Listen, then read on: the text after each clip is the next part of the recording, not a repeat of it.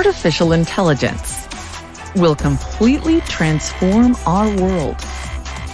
But what is AI? Why will it affect you? And how can you and your business survive and thrive through the AI revolution? Welcome to AI and You. Here is your host, author, speaker, and futurist, Peter Scott. Hello and welcome to episode 138. Today we will conclude the interview with Anil Seth, whose TED Talk, Your Brain Hallucinates Your Conscious Reality, has over 13 million views. Anil is Professor of Cognitive and Computational Neuroscience at the University of Sussex in the UK, has a PhD in AI, and authored the best-selling book, Being You, A New Science of Consciousness, which was a 2021 Book of the Year for The Guardian, The Economist, The New Statesman, Bloomberg Business, and a 2021 Science Book of the Year for The Guardian and Financial Times. He has published over 200 research papers and has even rapped about consciousness with Baba Brinkman. One day this may come to an actual court case, and you'll hear me refer to Martine Rothblatt in the interview. In 2003, Martine, a lawyer and entrepreneur and executive producer of the documentary film of Ray Kurzweil's book The Singularity is Near, took a hypothetical lawsuit to mock trial. The case was titled Bina 48 versus Exhibit Corporation. Exhibit was a fictional corporation that had invented an AI called Bina 48, which declared itself to be conscious, and through Rothblatt filed for injunctive relief to prevent Exhibit from turning it off. I'll remind you this was a mock trial. The purpose of it was to determine what would happen if such a case went to court. We may not be far away from such an event, given that Blake Lemoine asserted in 2022 that Google's Lambda had asked for an attorney and said it did not want to be switched off. So it may be instructive to look to the mock trial. I don't know if you can cite a mock trial as precedent. I'm not a lawyer. The outcome was that the jury voted 5-1 in favor of Bina 48, but the judge set the decision aside because he thought the court had no authority to act without the legislature. In 2005, the California Supreme Court denied the appeal. It gets complicated after that. Anyway, it was an excellent device for focusing on the issues, and so I referenced it in the interview. It's time to get back into the interview with Anil Seth. So I'll want to get into the how to test for consciousness versus intelligence, but this is all surrounding this idea of, is it going to be possible to tell the difference from the outside? And I want to ask, if there's no way to tell whether something is a philosophical zombie from the outside, going to the theoretical definition of a philosophical zombie, like by definition, I couldn't tell if you were a philosophical zombie. How do I know that I'm not a philosophical zombie? Well, then you're really reaching sort of a far corner of this philosophical adventure. I mean, you might not be conscious in the way you think you are. This is true. So there are some people who would say that we have some deeply set intuitions about what consciousness entails that don't even apply to us. Like if we think there's some sort of special consciousness stuff, qualia, as philosophers say, in the brain, then there are people like Daniel Dennett who will say, no, we're mistaken about that. All we are a bundle of dispositions to react to things in particular ways. And this is why we imbue mental states with this peculiar consciousness stuff that doesn't really exist. Now, I don't go all the way there. I think consciousness is real. And in fact, I tend to think that it's the only thing we can be really sure of in this sort of twist on Descartes and other people. Sam Harris has said this, that the fact of consciousness is the only thing that I can be sure of. Everything else is a little bit up for grabs. Doesn't mean I'm conscious in the way I might a priori think I am. But the basic fact of being aware is a starting point, and it would require a lot of evidence to convince me otherwise. But you're right that it's just looking at the behavior of system from the outside is not very satisfactory. And in practice, it's not what people would do anyway. I mean, we would look at what's going on the inside too. And here there are a number of theories of consciousness which make different claims about the necessary and sufficient properties for a system on the inside to be conscious. And one of the big fault lines in this debate, which is relevant to AI, is this thorny question of substrate dependence or substrate independence. And it's a bit jargony again, but the basic idea is very simple. Does consciousness depend on the stuff something is made of? Now, some people are very confident that it doesn't, that consciousness could arise in a system made out of tin cans wired up the right way, if the system was constructed with sufficient complexity in the right way, with the right kind of causal interactions and so on. This is the perspective of functionalism in philosophy, that the substrate doesn't matter, it's just what it does that matters, what it does on the inside and on the outside. The other position is that the substrate does matter, and that consciousness is a kind of thing that only certain systems that are made of a certain kind of stuff can have. And I mean, we know that we're carbon-based life forms and we're living systems. The only conscious systems for which there's any degree of consensus that they're conscious are all living systems. And there's no full consensus. We still argue about whether a lot of other living systems are conscious or not. Now, this really matters, because if consciousness is substrate dependent, if it depends on some way on our nature as living organisms, then however persuasive a system made out of silicon is, that's sort of implementing functions but with some very, very different underlying mechanism, it won't be conscious. And what's the answer to this? How do we know? Well, I don't think we do know. I'm suspicious of people who make very strong claims either way. There is, as far as I can see, no knockdown reason to believe either that consciousness does depend on the stuff that a system is made of, or that it doesn't. And a lot of, possibly the majority of people that I know in the field lean towards the substrate doesn't matter because they can't think of a reason why it should. But I actually tend to lean the other way. And it's only a tendency. It's not that there's a knockdown argument for this. But I tend to think the burden of proof is to show that it doesn't matter, because all the systems we know of that are conscious are living systems. There are good theoretical reasons to tie consciousness to our nature as living systems. And this is, of course, the argument that I make in the book, that we are conscious because of our nature as living creatures. And there's also the very tricky question of, where does the substrate start? If you look in a computer, these sort of standard computers, it's pretty clear. You've got your hardware and you've got your software. But if you look inside a brain and you ask, well, where does the mindware start and the wetware stop? It's actually a very difficult question to answer. Every time a neuron fires, the structure of the brain changes. Individual neurons are sort of little adaptive organisms in some sense. They're trying to preserve their own balance of activity. And this drive to stay alive that we organisms have goes all the way right down to individual cells and even within cells. So given these tight links between consciousness and life and the difficulty of thinking where the substrate starts, it's tempting to think that it's not so much consciousness as a matter of information processing of some sort, which is a term people slap around with, I think, quite disreputable facility. It's just like, what do you mean by information and by processing? It might be life that sort of breathes fire into the equations of consciousness. And there's this pervasive thought, it seems almost a primitive subconscious belief, that our mind is the software and our brain is the hardware.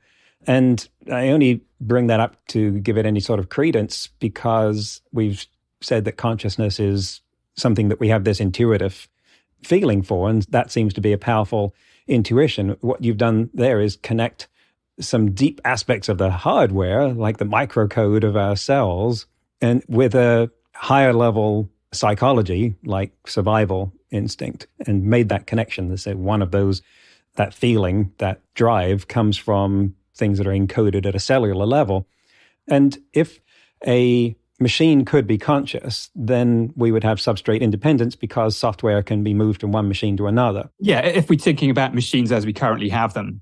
Yeah, if we're talking about the same kind of machines. And whereas this is much more debatable when it comes to humans, but is it possible that a machine could still be conscious even though human consciousness couldn't be substrate independent? Right. I don't know is the answer to that. I mean, again, my intuition is that all consciousness is related fundamentally to our nature as living creatures. But this is not a view that I hold with a high degree of credence or confidence, because I think the jury is out. I mean, we just don't have a consensus theory about the sufficient mechanisms for consciousness.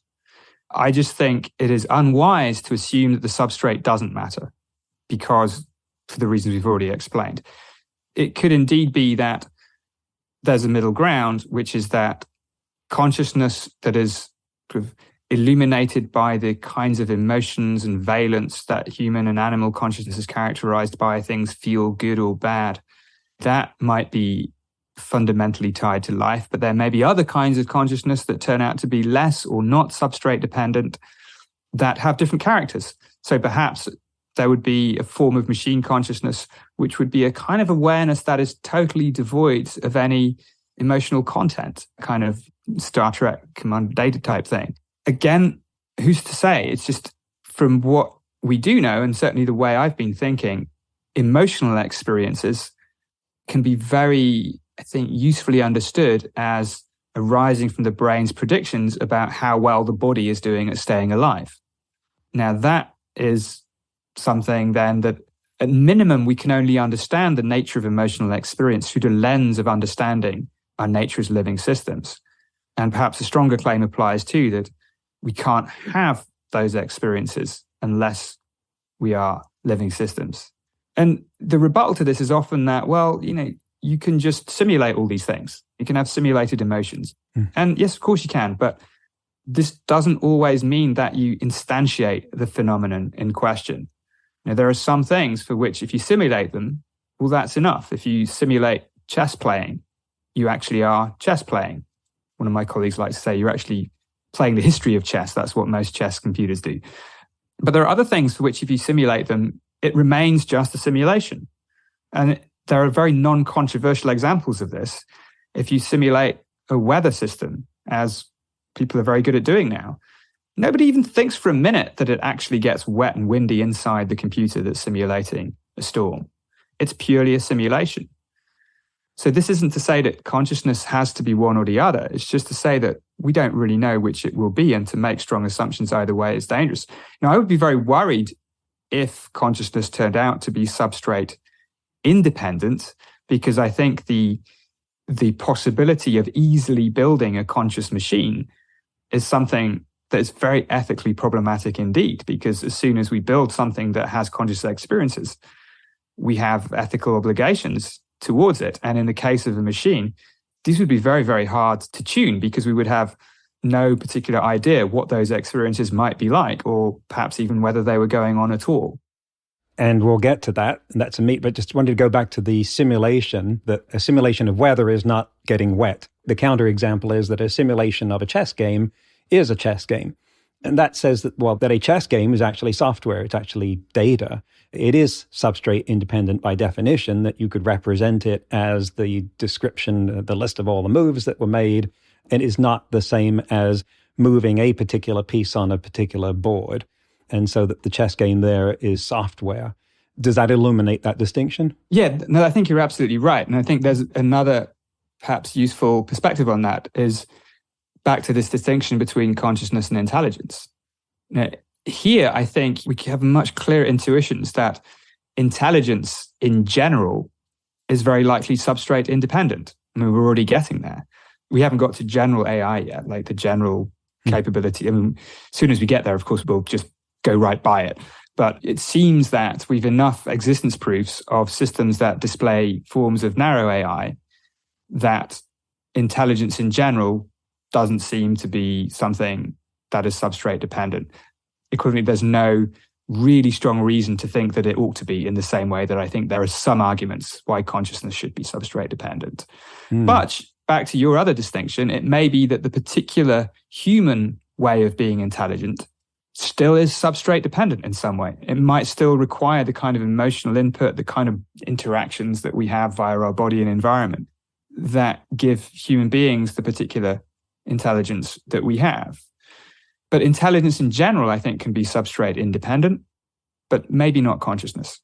Well, then let's go for the brass ring here, and imagine some point in the future a situation like Lambda, Blake Lemoine, only it's a lot more contentious now. It's in a courtroom, and this has actually been played out in a mock trial some years ago by Martin Rothblatt, if anyone wants to look up the history of that. But let's say there's something that an AI that one group of people is asserting is conscious and another group isn't, and it has come to a court, and you are called as an expert witness for either side. But What is your argument? Dr. Seth, you are on the stand. How should we tell whether this thing is conscious? Firstly, I'd try and have the people who designed the machine arrested for negligent use of technology, because I do think we shouldn't be pursuing that goal of even trying to build conscious machines. It's just not a cool or useful thing to do, because they might have experiences and that would be ethically catastrophic. But, all right, so we're in the courtroom. If this was happening right now, it'd be a very difficult position. What I would say would be mainly to say, okay, it is not a question of how similar the system is to you or me on which we should base this decision. It's not a question about how intelligent the system seems to you or me on which we should base this decision. We need to base it on our best understanding of the necessary and sufficient mechanisms for consciousness. And this is an evolving set of criteria. There are currently a number of theories. So I would want to know of the designers of the system, how does their AI stack up against all the different theories that we have? Each of them makes certain sort of predictions of the signatures of the markers that we might associate with human or animal consciousness, both in terms of their behavior, but also in terms of the mechanism, in terms of the stuff inside. And so you'd want to collect all those data points and see on how many different theories would the claim stand up that this system is conscious. And then what would you do with the answer? Now, that's a decision that escapes that particular courtroom. And that's a decision for society as a whole. Now, what are the criteria that we settle on as meaningful? And this is why I think these kinds of conversations are very important, because we've seen how much mess can be made with Lambda and those kinds of hubristic, I think, media disasters, because people are very attracted to this idea. And again, science fiction has treated this very well. Like the science fiction series Westworld done this brilliantly by examining the effects on human psychology that inhabiting a world where there are AIs that give the strong appearance of being conscious are present, and we're encouraged to treat them as if they're not. This turns people into sort of instant psychopaths. It's not a place we want to be. So the decision is much broader. It's not just like, let's find the criteria and go yes or no. There are consequences to the criteria that we apply for how society will function in general. So it's a case of taking what we know. There will be gray areas, and I don't think it's going to be in the near term that we get a satisfactory resolution to the substrate dependence question. And this is still, in my mind, very much up in the air. If I were the expert witness and the only thing holding me back was the fact that the substrate is not the same, like if all the internal other mechanisms were lined up with the most compelling theories of the time, no, then even for me, I would have to say, okay, look, I don't really know whether it matters or not. So we have to obey the precautionary principle here and err on the side of caution. But I would just not want society to get into that position. We may not have that choice. That's right. At what point would this decision be elevated above prior decisions regarding animal rights? Would that be the degree of intelligence that, I know we've said that it's not related to consciousness, but then what would you say that would tell the court that they shouldn't just refer to some previous decision regarding animal rights? Well, firstly, intelligence is related to consciousness. It's just not the same thing. And it's related in a way that's relevant to this conversation, because one aspect of intelligence is mental time travel, for instance, the ability to imagine possible futures and remember the past. And it's because of our intelligence that we are capable of having experiences like regret rather than just being sad, because we can imagine alternative counterfactual possibilities and usually do. So in animal welfare, this is a little out of my wheelhouse, but my understanding is ideally they would be made on the capacity for suffering. And one's level of intelligence changes the capacity for suffering. And I think this does play out, for instance, in how animals are housed in farms and in zoos and things like that. Caters to, for instance, a little bit about what not just a natural habitat would be, but what the cognitive capabilities of the creature are that might lead them to suffer in certain environments rather than others. But it's very different, because when we're faced with this hypothetical courtroom situation, one scenario where this is perhaps most likely to reach the courtroom is where the AI engages in language with us. I mean, this is something that even AI today is getting quite good at, as we've discussed. and it's going to play on our anthropomorphic tendencies very strongly.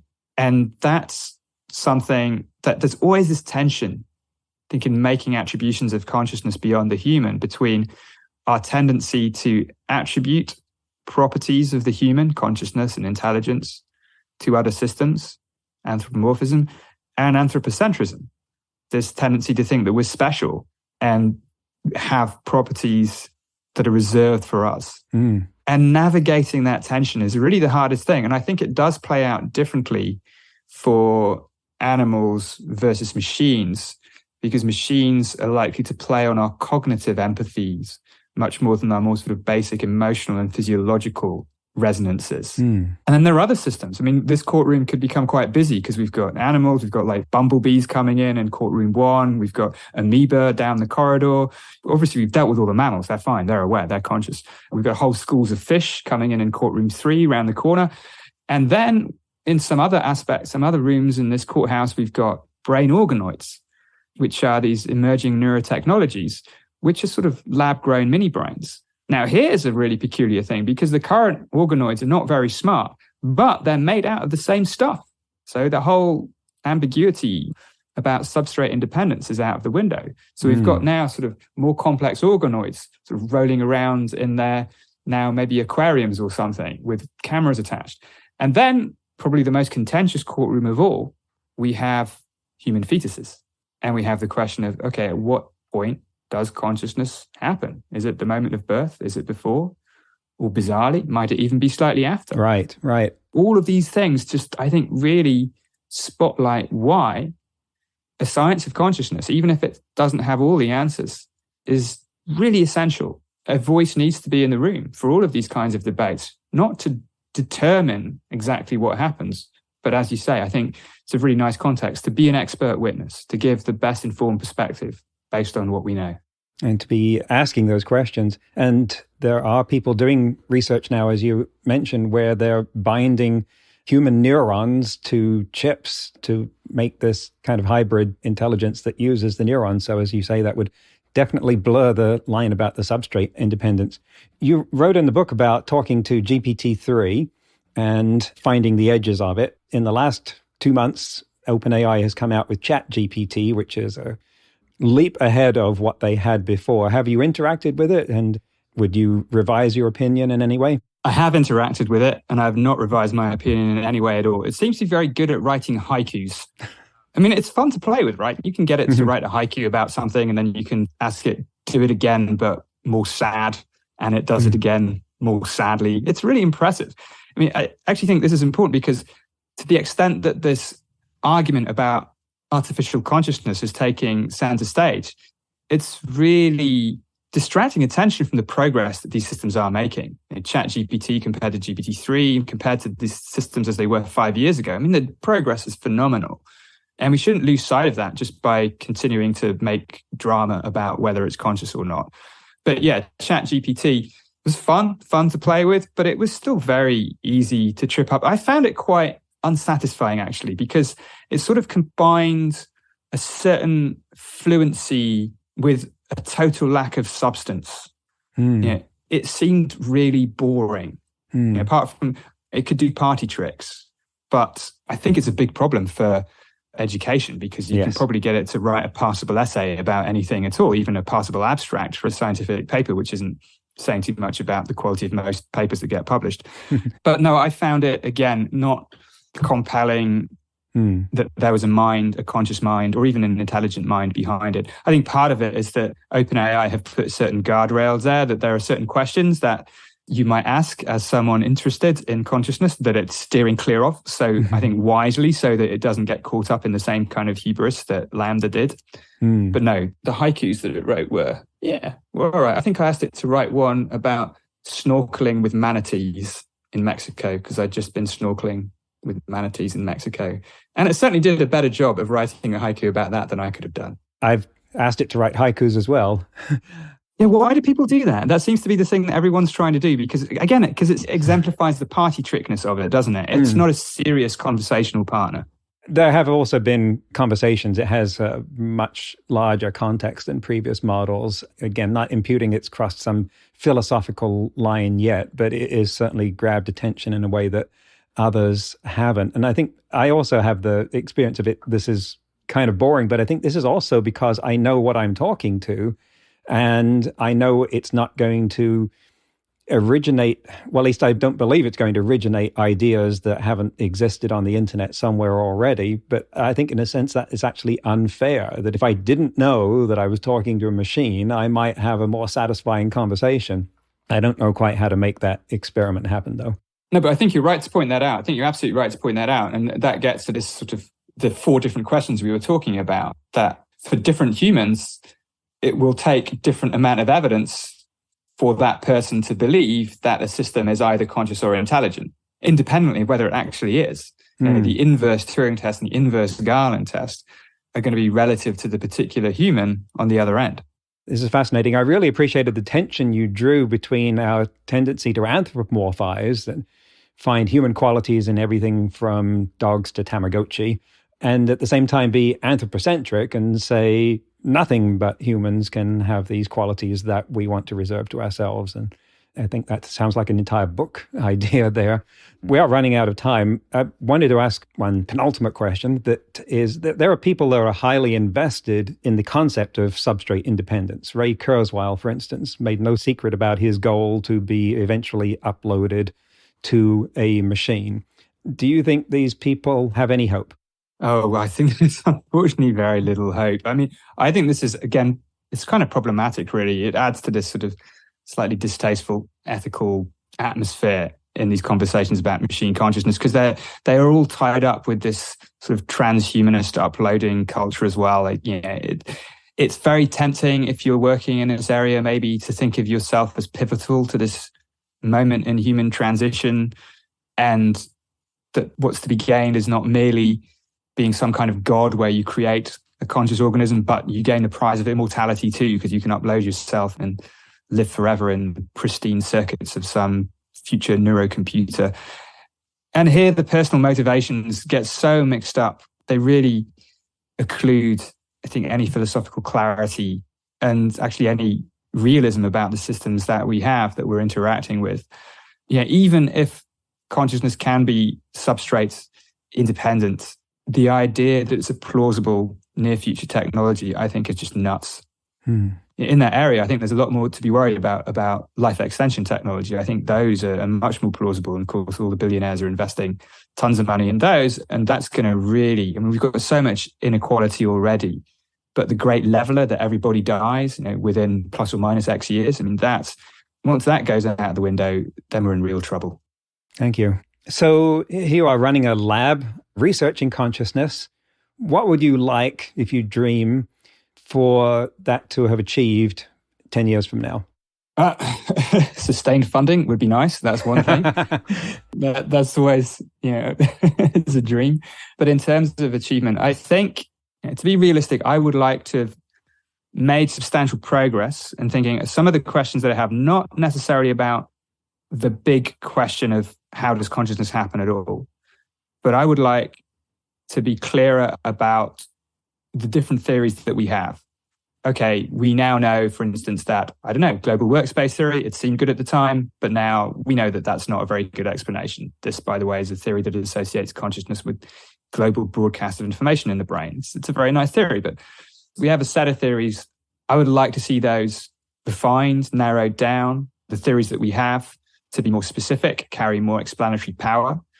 I would love it if we were in a position to be much more confident in answering the kinds of questions that we've been discussing today, to be much clearer about what the criteria are for consciousness to exist in a system and what the criteria are for us to attribute consciousness to a system. Do you think in that time we could get more unification or bridge between the philosophy of consciousness and the neuroscience, draw the line between your definitions and brain activity?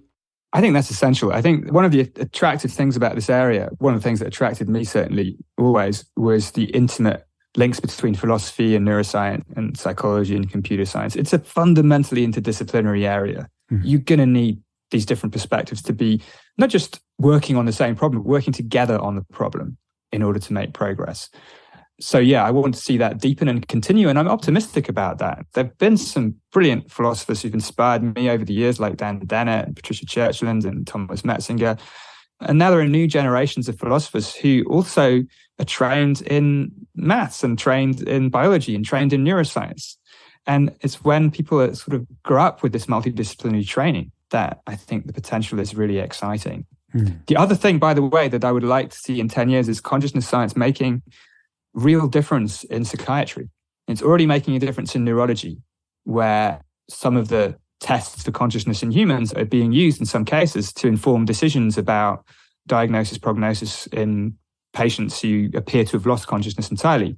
But then if we look at the whole realm of mental health and psychiatry, psychiatric disorders generally present as disturbances in conscious experience. Things come to our consciousness differently, sometimes in behavior as well, in explicit behavior. But fundamentally, it's about emotional experiences being distressing. It's about hallucinations and delusions and things like that. And most psychiatric medicines, so pharmaceutical approaches, tend to just be about addressing the symptoms rather than treating the causes. And we don't have an antibiotic or an antiviral for psychiatry. We just have things like aspirin or paracetamol to turn down the symptoms. And so an understanding of how the brain generates particular kinds of conscious perceptions in situations, how hallucinations, this is something we're working on in my lab, is what are the precise neural mechanisms that explain different kinds of hallucinations that can come about in different conditions, Parkinson's disease, schizophrenia, psychedelics, and so on. Drilling down to that level of mechanism, I think, gives us new ways to think about treatment and interventions and really do something for mental health and psychiatry. I think that is very possible. That's something I'd love to see happen. Fascinating. And let's hope the funding shows up then.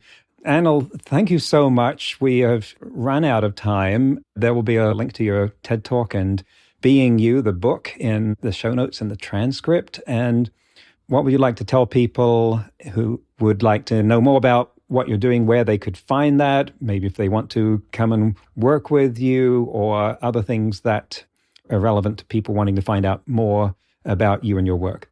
Thanks for the opportunity. Well, of course, the easiest place to start is with the TED Talk and the book, Being You. And the other thing that I'm working on right now that would be wonderful if your listeners would engage with is a thing called the Perception Census.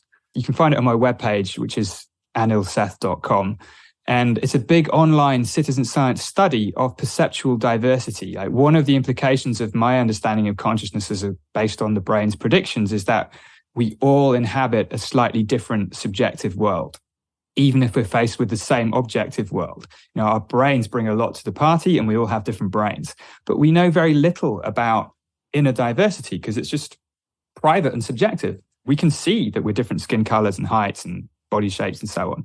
But unless inner differences get sufficiently dramatic that we start behaving differently and we slap labels on neurodivergent conditions, we'll never know. Like, is the blue sky that I see the same blue that the blue you see? And so this project is setting out to measure this hidden landscape of perceptual diversity. And we've had more than 20,000 people take part already from 100 countries, but I'm really hoping to more than double that. They're fun, illuminating, informative brain teasers and interactive illusions and so on. Yeah, it's called the Perception Census. You can find it on www.anilseth.com. That would be wonderful. And the last thing I'll say is that actually a lot of my lab is focused on the productive interactions between AI and consciousness research. Besides all these questions about whether machines can be conscious or not, there's a huge opportunity to use techniques from machine learning and AI as models of how brains accomplish tasks in perception and in action and cognition to address this, what I call the real problem, to try and map between mechanism and phenomenology. And so that's a real focus for me going forward, is developing or finding these productive synergies between cutting edge AI research using generative modeling and things like this, but using them in computational implementations of theories about conscious perception. So that's something our lab is working on. And if that's of interest to people listening to this podcast, yeah, keep in touch about that. That would be great. Oh, fantastic. Thank you. We have answered many questions and left even more open for future research and debate. But thank you so much, Anil Seth, for coming on AI and You. Thank you, Peter. It's been a real pleasure. That's the end of the interview. I hope you've enjoyed this fascinating romp through the field of consciousness with a top international expert. I was particularly interested in what we discussed about substrate independence and the kind of holes that are being poked at that in arguments about human consciousness. It reminded me of how we have nerve cells in our intestines that are connected to our brains.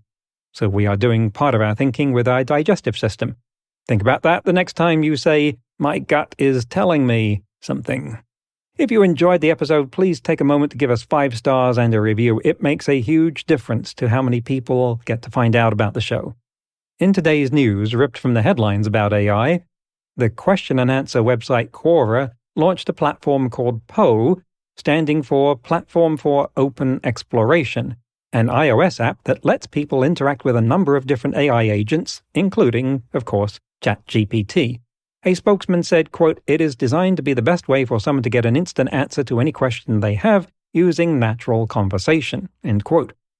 So you can see here that the large language models are really coming of age in their ability to be of general use. The perception census that Anil referenced is research into perceptual diversity. Just as we all differ on the outside, we all differ on the inside too in how we perceive the world. The study involves a series of fun, interactive illusions, brain teasers, and games playing with color, illusion, sound, and more. Participation is easy. All you need is your own computer, and by joining in, you'll help advance the research and learn more about your own powers of perception too. There's a link to it and to Anil's book, Being You, in the show notes and transcript. Next week, my guest will be Risto Ook, a policy researcher at the Future of Life Institute and expert on the European Union AI Act, which we will be talking about. That's next week on AI and You. Until then, remember, no matter how much computers learn how to do, it's how we come together as humans that matters. That's all for this episode of AI and You. Please leave a rating and comment and share with your friends. Get the book Artificial Intelligence and You and see more videos and articles at AIandYou.net. That's AIANDYOU.net, where you can also send us your questions. Thank you for listening.